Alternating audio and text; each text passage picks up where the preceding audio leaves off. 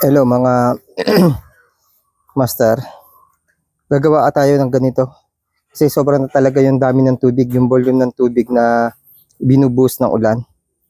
Hindi talaga maganda para sa hubas.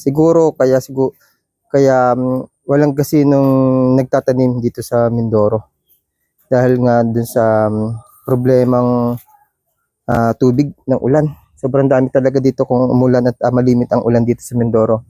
Puntang norte, medyo konti lang siguro yung ulan doon, yung tubig. Kaya marami ang naingganyang magtanim ng ubas. Pero syempre, hanggang may lupa, pwede tayo magtanim. At dito sa Mindoro, may lupa rin. Kaya gagawa tayo ng paraan para makapag-produce ng quality na ubas.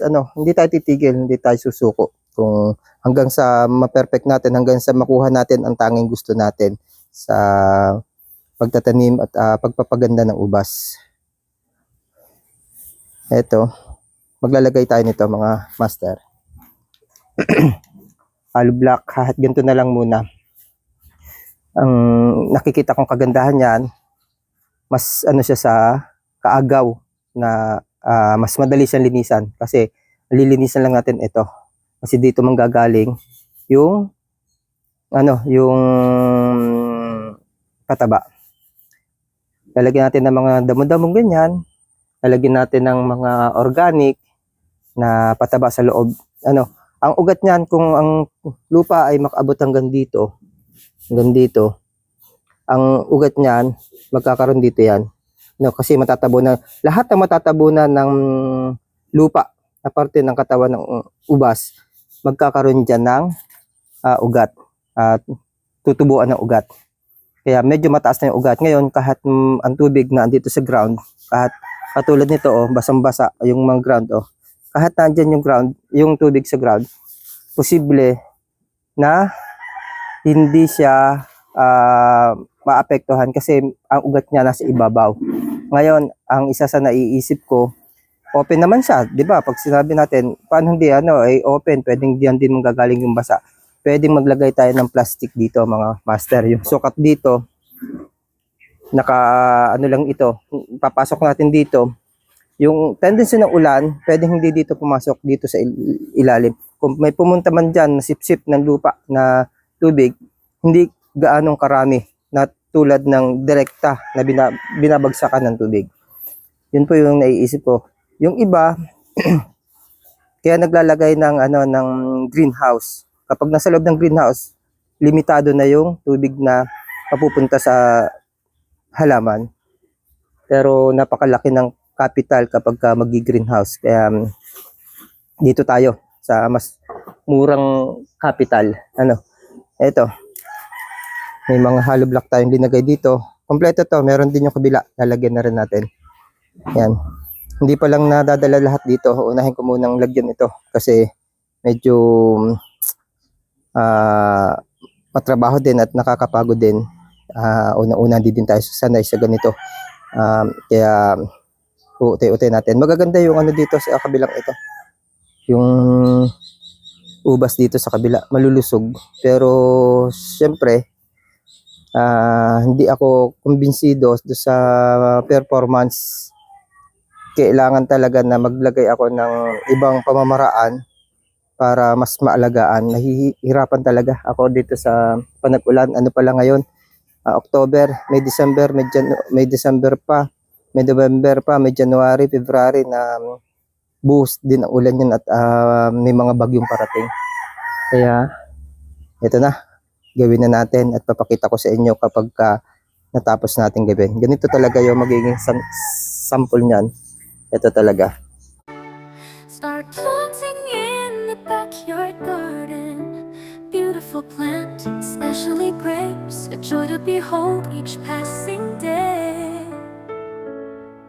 And trials and disease in the garden will never give up until victory is attained in the grains of grapes. Beautiful plants, especially grapes, a joy to look at each passing day. Success is tasted every picking and bite of every grapefruit.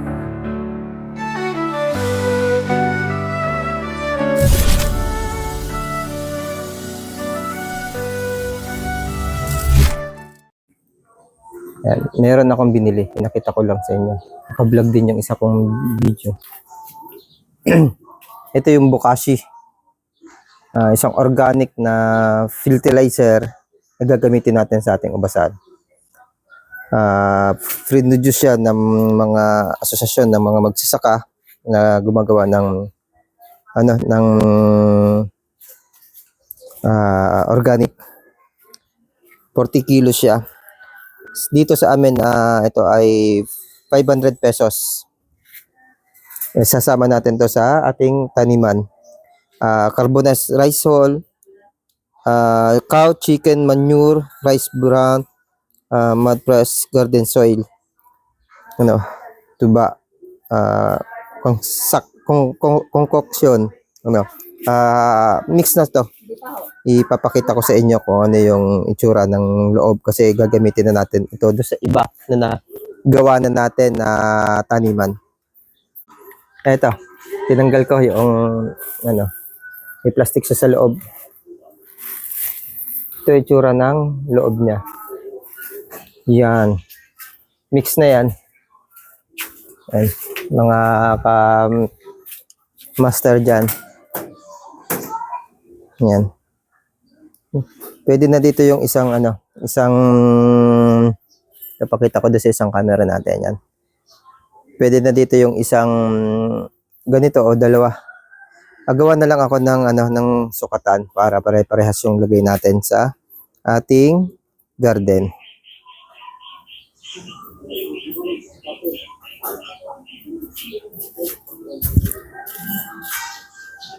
Yan mga master. Ito yung ating taniman. Yan. Ginawa natin ang ganitong klaseng taniman para sa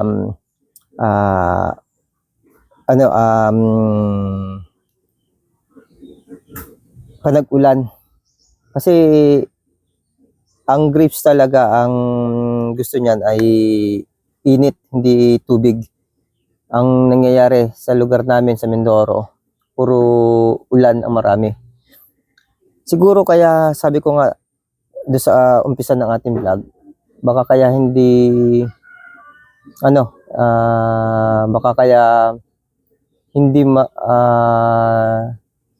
marami ang nagtatanim ng ubas dito kasi dahil doon sa panahon sa weather ng Mindoro, lalo sa Oriental Mindoro. Occidental Mindoro parang malimit doon ang init. Siguro doon maganda ito. Pero sa Oriental Mindoro, may mga ibang mga halaman mas maganda kasi katulad ng mga fruit tree. Kasi ulan talaga, gusto ng mga fruit tree yun, katulad ng mga rambutan, mga mangga. Ayan. Kaya dito marami dito ang prutas na nagmumula sa mga puno.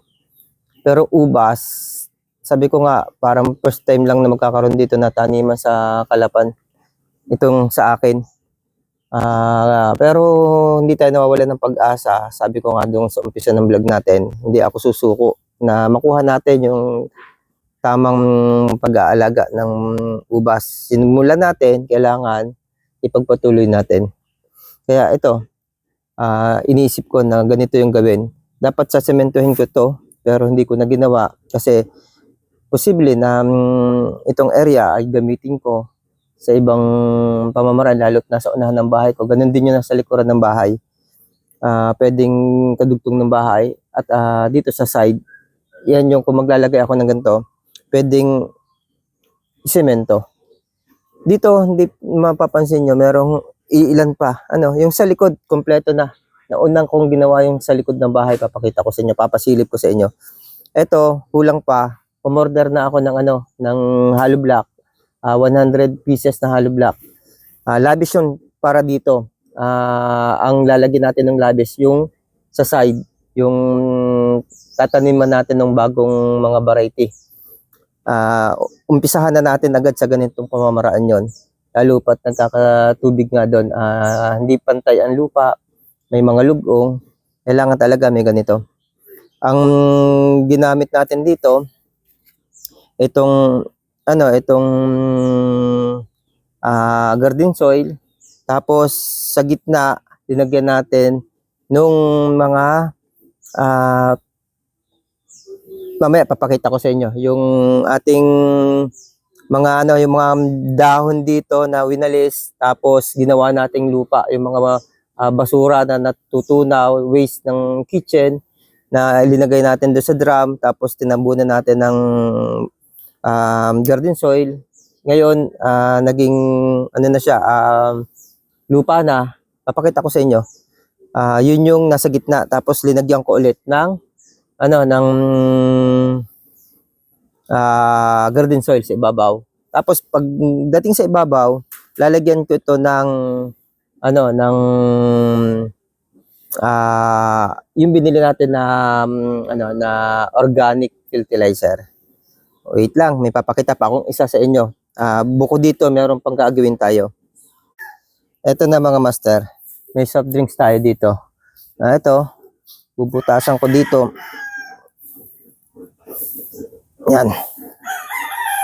Yan. Meron tayong ganito. Ito. Yan. Yan. Biak. Yung walang taklob, lalagay natin dito. Yan.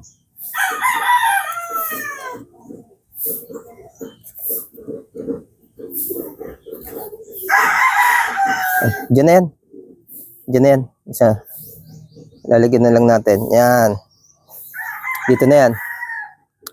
Pag umulan, tutulo doon yung tubig. Ang ilalagay natin dyan, yung mga fertilizer.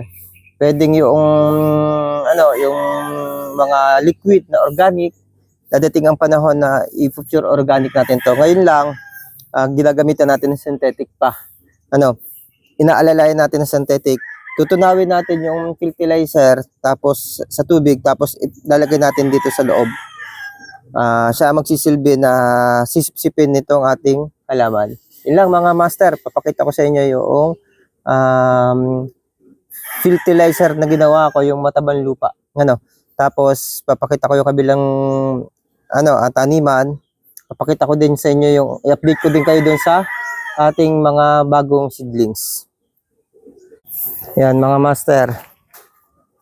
Ito yung ito yun. Ito nalabis na to eh. Dito yung galing sa kabila. Ito in-empty ko na to, linagay ko dito yung natira. Ito din yan, mga ganito. Yan. Na tinutunaw natin diyan, ginagawa natin lupa. Linagyan natin ng konting lupa pa. Yan. Ang nagano diyan yung African nightworm ba yon? Yung bulate. Tingnan natin dito kung makikita tayo. Pakita ko sa inyo. Yan, umuulan na naman mga master. Thank you, may makikita tayong bulate. Umilalim na. Ayun yun. Wala.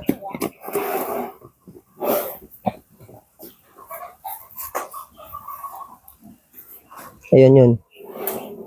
Ayan. Yan mga master.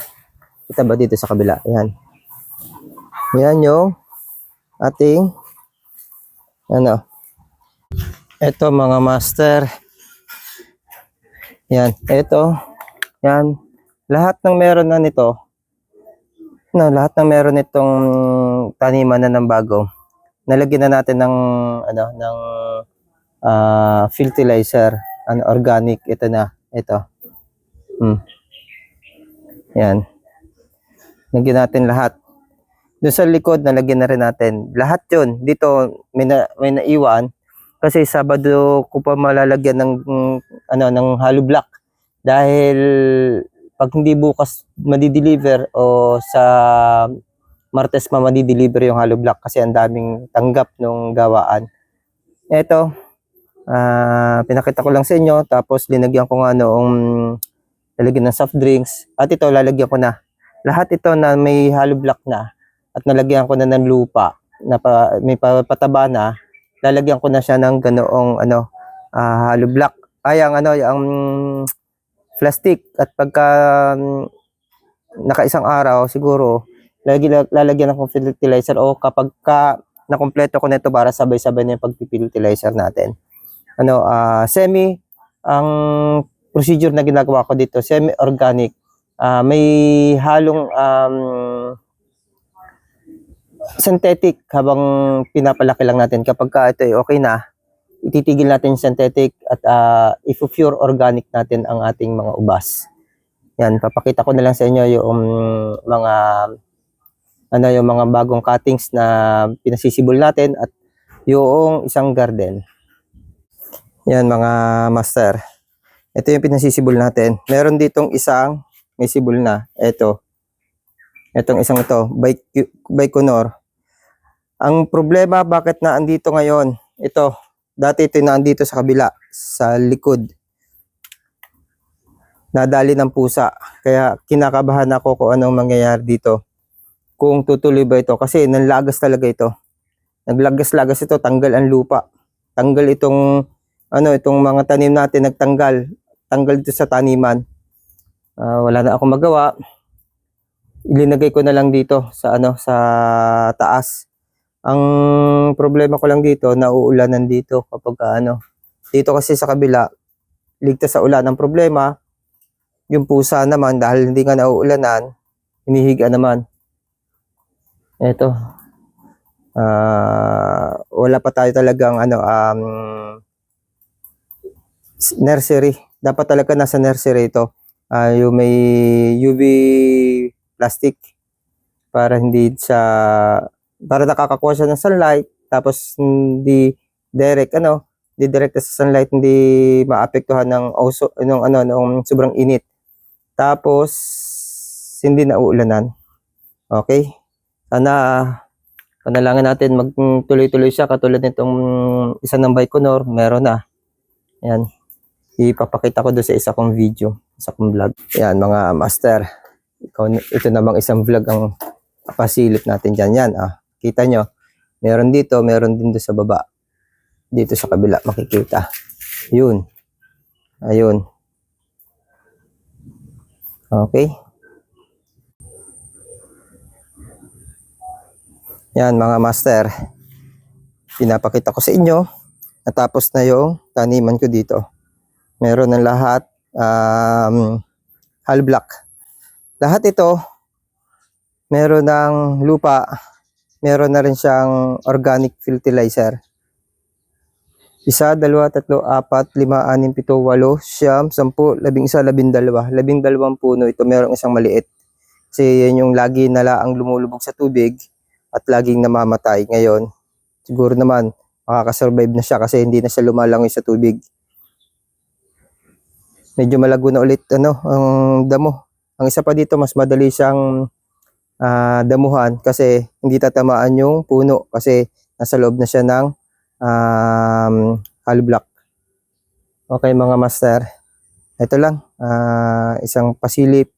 Tapos siguro panibagong vlog kapag nalagyan ko na nito ng plastic lahat, lahat na to. Tapos tsaka balak ko kasi lagyan din ng mga pataba na saging, katawan ng saging, balak kong lagyan. Okay na po. Ito na po mga master, natapos na natin yung ating project dito. Sa isang linggo, lilinisan na lang natin. Tapos maglalagay tayo ng katawan ng saging diyan. Gagayat-gayatin natin, pipinuhin natin yung katawan ng saging. Lalagay din natin diyan sa loob. Siguro gayat-gayat na lang, hindi na natin si-shredder para mas matagal yung pagtunaw niya. Ito po, ito yung tsura. Ilagay na rin natin yung fertilizer na organic. Yan. Tapos, uulan na po kasi, sobrang dilim na. Buti na lang natapos natin itong mababang lugar na to. Ito, papakita ko din sa inyo yung yung lalagyan natin ng panibagong taniman. Kaya kailangan talaga, doon ko unang naisip na lagyan nito eh. Pero nung napag-aralan ko na naghihirap itong ating mga tanim dito, ginawa na natin dito, inunahan na natin itong kabilang taniman. Ito yung kabilang gagawin natin taniman. O, kita nyo, nagpuputik talaga, oh. Ang baba. May mga lugong, katulad nito, lugong yan. Yan. Yan itong lalagyan. Sobrang dilim na, oh. Kita nyo, oh, ang baba, oh, nagtutubig. Dito natin ilalagay yun. Tapos ito na po, yung nasa unahan ng bahay. Yan.